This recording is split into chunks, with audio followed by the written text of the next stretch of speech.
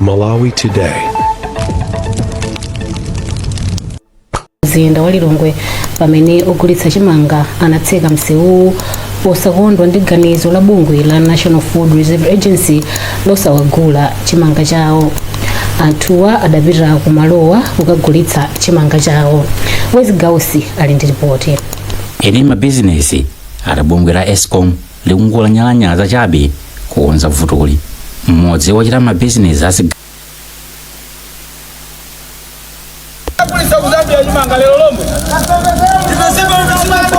anthu ogulitsa chimangawa anali ku ofesi yaikulu ya NFRA kumene akhalako kopitirira masabata atatu pamene anauzidwa kuti apite ku ofesi ya ADMAC kumene bungwe la NFRA likhalira kugulira chimanga chake, ndipo anthuwo adapitadi kumeneko, koma iwo anali odabwa pouzidwa kunena kuti boma lasiya kugula chimangacho. Mmodzi mwa anthu okhudzidwa, Maxwell Chikapa, ati zimene lachita boma ndi zosamvetsetseka chifukwa ndi boma lomwelo limene lidapempha anthu kuti apite akayambe kugulitsa chimanga chawo. Kunalengezedwa dziko lonse la Malawi linamva kuti chimanga atigula, koma anduna anabweranso kuti tsimikize kuti chimanga tigula. Kodi uthenga umene wochoka kwa ndani? Kodi sakutimvera chisoni ifeyo? Timagulitsa chimanga kwa mwenye ku Central Port anatseka malaisesi onse asagule chimanga chathu. Anthu panopa boma likuchoka kuno makagula chimanga ku Zambia $. Ife akutikongora chimanga osatigula kachi. Poyankhulapo pa nkhani inawo a Yohane Mwale ati zimene lachita boma likuyenera kuti liganize kawiri chifukwa anthuwo akhala nthawi yayitali. Matoiletinso amatiganiza umazironi. Tisamapite utoileti usamba ayi. Mmene watilumira udzudzu tili ndi manyumba kunyumba kuti titokagona bwinobwino. Koma ababa ndoli tili pa ukapolo situdzora kodi ife umene pambali yathu ndili aliuze ya boma kuti kati kagulitsa ku Zambia ife chimanga yathu ilitonyamula makagulitsa ku Zambia au timanga tikagulitsa chimanga ku Zambia. Pakadali pano nduna yoona za ulimi Aloza Mbilizi ati boma silinasiye kugula chimangacho, koma langoyimitsa kaye potengera kuti ndalama zimene amagulira chimanga zawathera kaye, ndipo iwo atsindika kuti akhala akupitiriza kugula chimangacho sabata lamawa.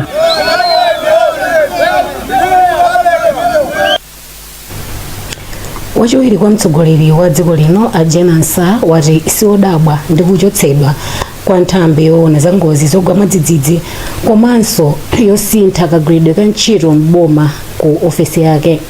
Ansa adayankhula pambali pamwambo oveka ufumu wa msuweni wawo Aliyeda Mzingwi amene akhala nyakwawa Yobe Nyaka boma la Lilongwe.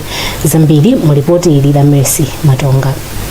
Ansa anati pa nthawi yomwe mtsogoleri wa dziko lino ankapatsa maudindowa sanauze kuti akuwapatsa maudindowa nchifukwa chani. Nchifukwa chakeyo siodabwa kuti maudindowa achotsedwa mu ofesi yawo. Tikaona constitution ya Malawi mukaone pali job description ya president, koma vice alibe job description except one. Mumagwira ntchito zimene mwapatsidwa by the principal.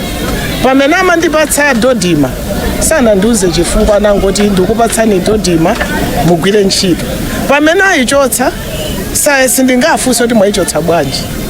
Pamene ndimapita ku ofesi ya OVP ndinapeza kuti ya reform ili komweko ndiye ndimagwira ntchito. Pamene achotsa sindingafunse chifukwa ine udindo wanga ngongolandira.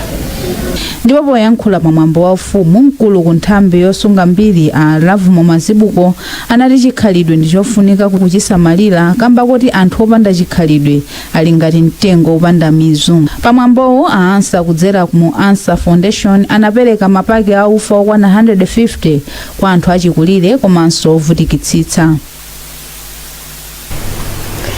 Sabata zitatu zatha tsopano anthu okhala ku chigwirizano mu mzinda wa Lilongwe akukumana ndi vuto la magetsi kutsatira kuchotsedwa kwa transformer yomwe adayitenga kuti akayikonze.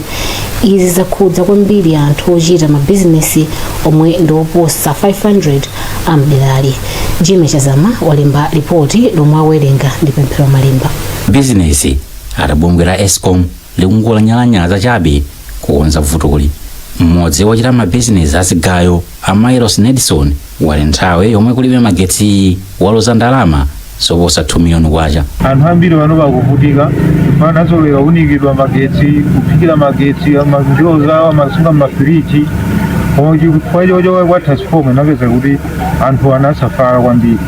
pano bakusojochita kuti pangabwali ikayimbira ku Escom akunena kuti transformer inali ndi vuto akuikonza kale ndiye kuchoka nthawi imeneyo zafika panopo kodi transformer tero tikudzifunsa mafunso kuti kodi transformayo ikukonzedwa adi kapena anangoyisunga ifeyo yankho tikuyisowa kwambiri. Mfumu Chibwana ya mderali yapempha adindo kuti akonze vuto limwe msanga ponena kuti akulandira madandaulo ambiri kuchoka kwa anthu ochita mabizinesi. Monga boma kapena Escom atithandize mofulumira kuti tili pa mavuto akulu ngawe za diesel zatha kalekale nyama pakali pano zimayembekeza kukhala mfiriji ndi zonsezo palibe chabwino.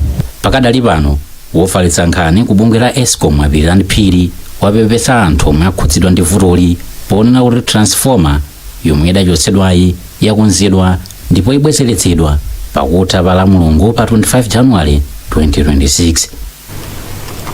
Bungwe la Malawi First ladzudzula atsogoleri a ndale ndi mabungwe osiyanasiyana atikamba kulowetsa ndale pa nkhani zokhudza kuphedwa kwa anthu akhungu la Chalubino. Mtsogoleri wa bungweli Abon Kalindo ati ndizokhumudwitsa kuti atsogoleriwa ayamba kugwiritsa ntchito kuphedwa kwa anthuwa ngati njira yokopera anthu pa chisankho cha 2030. Iwo ayankhula izi pa msonkhano wa olemba nkhani mu mzinda wa Lilongwe. Akalindo akufotokoza.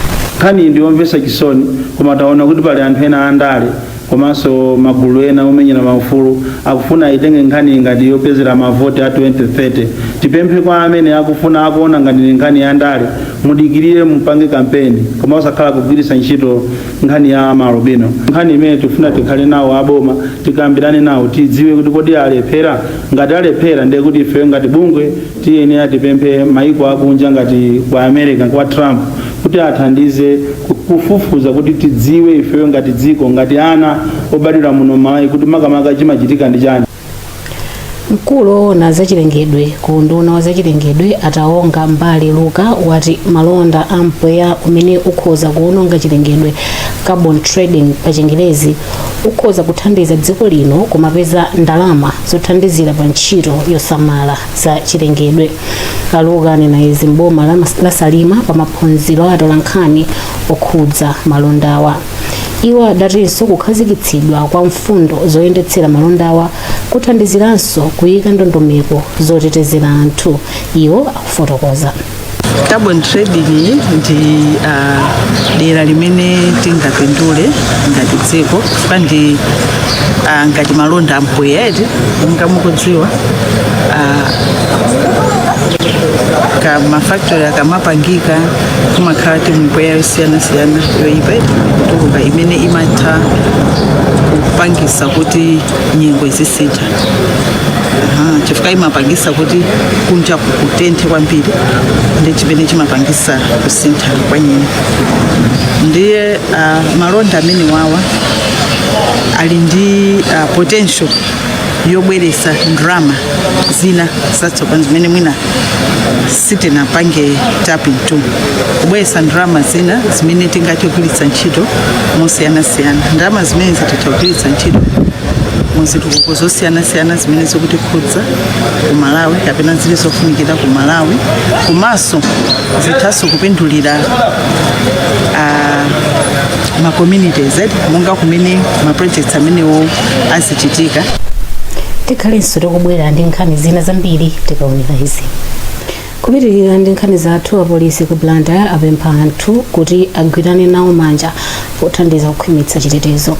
Mkulu wa polisi ya Chilomoni Modesta Josab wanena izi pamwambo olandira chipinda cha ndalama zokwana 25 miliyoni kwacha chimene mkulu wina ochita malonda Akondwani Josab wamangira apolisiwa. Gift Sitima ali ndi zambiri mu ripoti lomwe akuwerenga ndi Thomas Kachere. Mwambowu unayamba ndi ulendo wa ndawala kuchokera pa msika wa Mthukwa ndi mauthenga osiyanasiyana olimbikitsa ubale wabwino.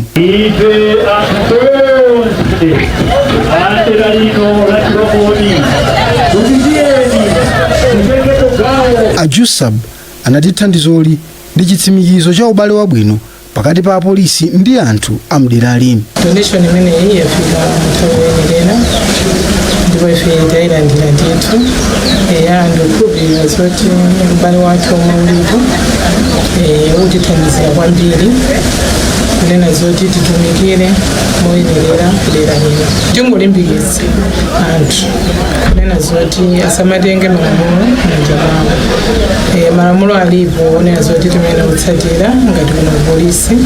Amaluwa anatsindika kufunika kuthandiza apolisi kuti azitha kugwira ntchito zawo moyenera. Chifukwa cha vuto limene linachibwera kuchilomoni loti police station inaotchedwa, nkhani za community kuti agwira munthu amene samayenera muganiza mwa community inaotcha polisi zomwe kumapeto kwake zinatipasa mavuto tonse monga anthu a business komanso security yathu sinali bwino. A Jeremiah Kanzuta ndi wapa mpando wa zachitetezo ku Blantyre Urban. Ndinokondwa kwambiri kuti cholinga chathu ngati a policing community chikukwaniritsidwa chifukwa mmodzi mwa munthu amene ali wa mu community ndikubwera ndi maganizo ofuna kuthandiza polisi.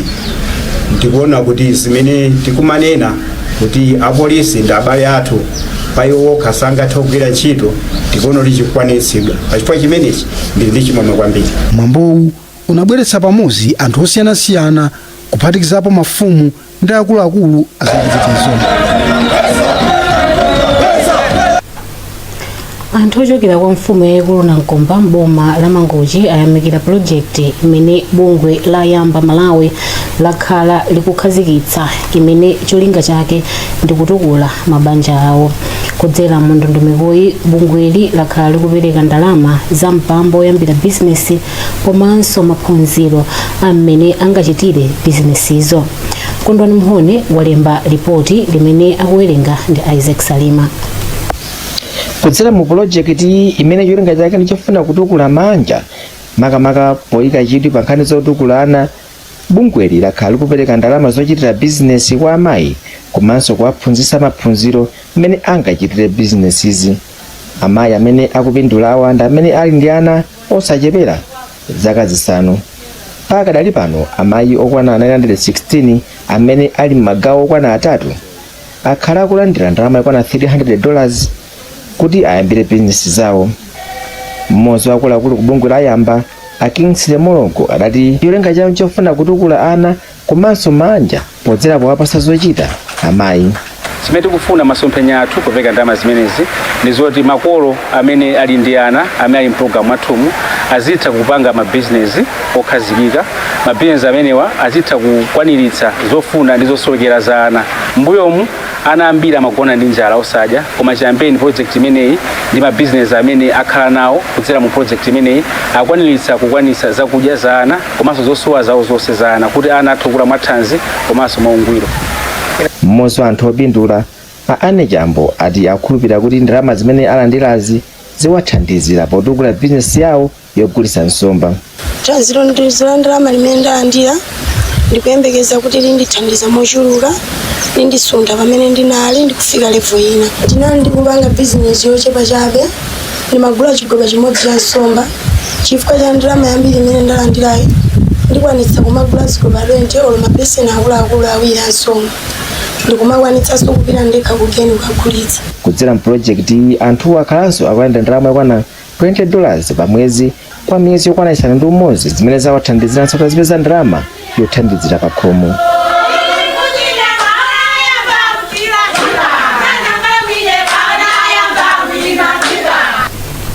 Bungwe la atolankhani la MISA Malawi latendera kukhumudwa ndi imfa ya mkhalakale pa ntchito ya atolankhani a Francis Tayanja Phiri amene amwalira la Mulungu.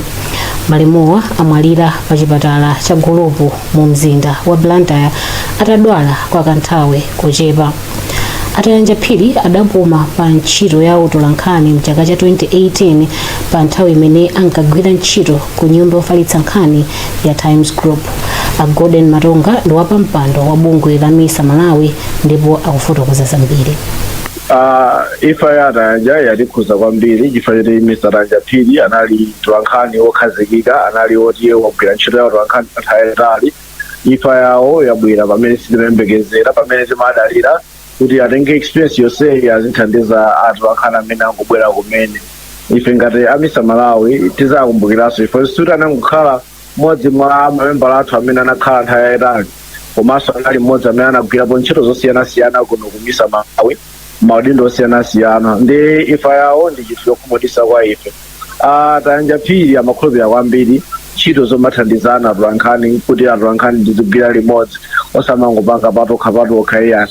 Amakhulupiriranso kwambiri kuti ufulu wa atolankhani uzipita patsogolo.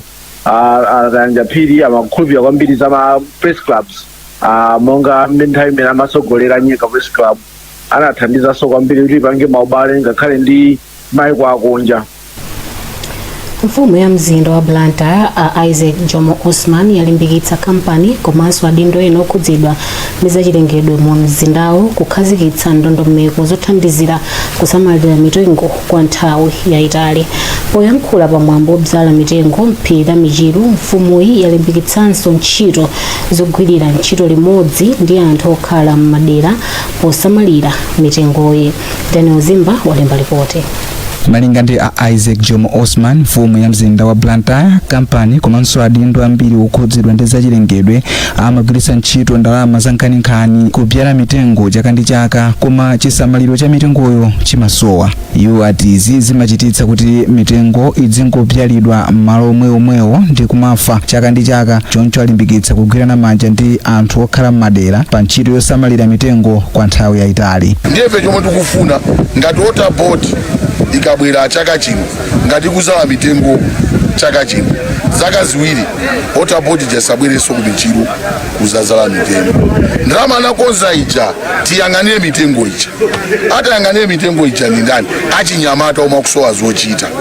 Ena amaliza masukulu angozungulira tiapase chochita kandalama komwe tikanatha kuzalira mitengo chaka cha mawa titapasa achinyamata kuzomang'anira mitengo chaka chomwechi. Loweruka msabatayi khonsolo ya mzinda wa Blantyre limodzi ndi anthu okhala madera ozungulira nkhalango ya Michiru ku Chiromoni abyala mitengo pafupifupi 1000 ndipo ati pali chiyembekezo kuti khonsoloyi ipeza mbande zina za mitengo zokwana 1 million kuti anthu abyale chaka chino. Mfumu yayikulu Machinjiri omwenso ndi agulupu a Chiromoni ndi mwini wa dera kumene kuli nkhalango ya Michiru. Ifopira Michiru la tanditu tawage suri anthu amuno yayi maena obwera ndeti taona yonjo tinapanga ndithu komiti yathu ya Nyamata kuti tiyeni ndiratumulukuta ndeti ndi makomiti amene amayang'anira phiri limene lili tsiku ndi tsiku. Dziko lino lili ndi chikonzero chobyala mitengo yopitirira 41 million chaka chino. Sukulu ya Zion Christian Mission Center yati ndiyo dzipereka kupitirira kusamalira mzinda wa Blantyre magawo osiyanasiyana. Akuluakulu a sukulu yanena izi pamene pamodzi ndi anthu odzipereka asesa m'malo ena mu mzindawo komanso kupereka zotayiramo zinyalala. Miriam Laga ali ndi zambiri mu ripoti ili. Apanga izi mogwirizana ndi kampeni ya malowa ya mchere ndi kuunika yomwe ikuonesa kufunika kwa malowa ukhondo monga chithunzithunzi cha mfundo za uzimu. A Dave Kalemera yemwe ndi mkulu wa maphunziro a uzimu pa sukuluyi adati cholinga chowonjezera ntchito zokonza ndi kuonesesa kuti mzinda wa Blantyre ukhalebe wa ukhondo ndi choti ndikofunikira. Ndipo adati udindo umenewu si wa khonsolo ya mzinda okha koma waliyese. Ichi ndiye chidwi chathu tofuna kuti Blantyre abwerere monga mmene analili okoma kuti pamtima pake pa Africa, koma tikamayenda pamtima pa Africa topeza kuti pamtima pa Africa pacha sipali poyang'anirika bwinobwino. Ndiye tikufuna tipange zimene katizipanga zaka zingapo tili pano kuti tipange wina aliyense ndodzipereka tiyang'anire Blantyre wathu. Tate tisinthe maganizo athu chifukwa tingopanga zinthu mene tingachitire zikalakwika timaloza asogoleri kuyiwala kusudi ineso ndine msogoleri. So mawu athu nkonena kuti tate tiyang'anire tonse limodzi tigwirane manja. Mmodzi mwa omwe adatenga nawo mbali a Steve Namakhuwa adati kutenga nawo mbali kumapereka chiziwiso chozama chifukwa kumawathandiza kuzindikira kufunika kwenikweni kwa malo a ukhondo, ndipo anaonjezera kuti mtima wolungama ndi mtima wa ukhondo. Ni chile mozi mwe Mulungu akumatituma kuti ife tionese ndife kuwala komanso mchere wa dziko lapansi. So monga ngati kuwala komanso mchere wa dziko lapansi tikuonesa kuwala komanso mchere wa dziko lapansi imene tikusamalira chilengedwe chathu dziko lathu pa ntchito imene timachita siku ndi pa mwezi kawiri. Iwo apereka chotayira zinyalala chimenechi ndi cholinga choti chilowe m'malo mwachakale chomwe chinalipo pamalo pamenepo. Mamembala a Lions Club apereka thandizo la chakudya komanso katundu osiyanasiyana wa ndalama pafupifupi 1.5 million kwacha ku bungwe la Tidzelelani Shelter ku Ndilande mu mzinda wa Blantyre. Mmodzi wa mamembala ake a Gradson Kuyeli wati thandizoli likusonyeza kudzipereka kwa bungweli potumikira anthu. Iwo akufotokoza. Tabwera kuno Tidzelelani Shelter na Lions Clubs International Malawi ndi Mozambique. Chomwe tabwerera kuno kuthandiza zathu amene amakhala pamalo pano ndi zakudya zosiyanasiyana zomwe tabwera kufuna kuti zithandizike nazo. Ndalama zimenezi zachokera kwa anthu a Lions ndipo chifukwa chani tabwera lero ndi lero mwezi uno wa January timakumbukira kubadwa kwa Melvin Jones. Melvin Jones amene anayambitsa bungwe limene la Lions Clubs International kuchoka kwa America.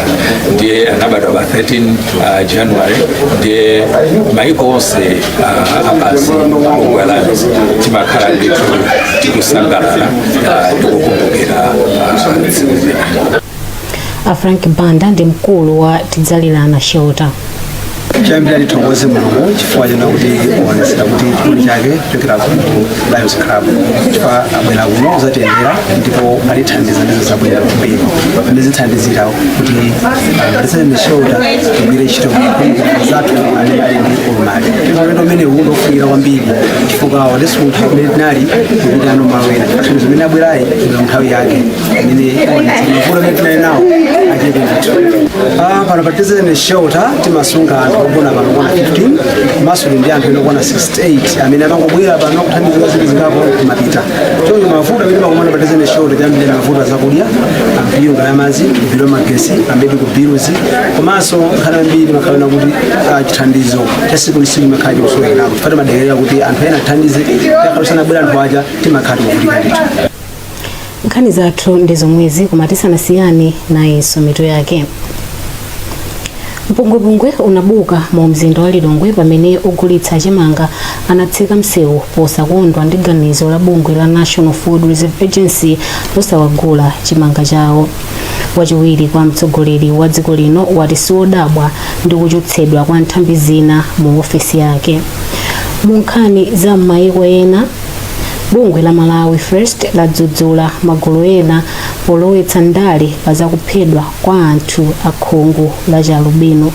Mutha kupeza nkhanizi ndi zina zambiri pa www.times.mw pa Facebook, pa tsamba la Times 360 Malawi, X @Times360 Malawi, komanso *1895# ndi kuchita subscribe ku 1895. Mnali ndine